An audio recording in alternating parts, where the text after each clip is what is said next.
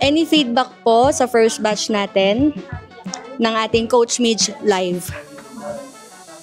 Yun, so far so good. I'm very happy. Thank you sa staff.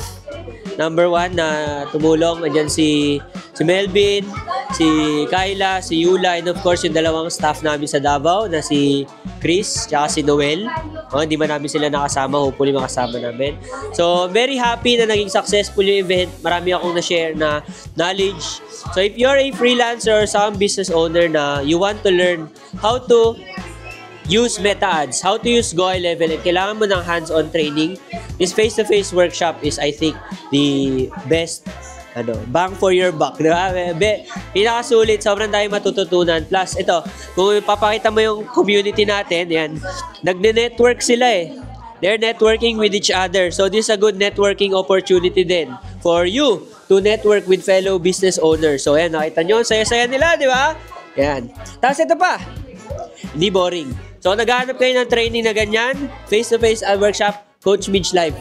Alam nyo na, click the link below.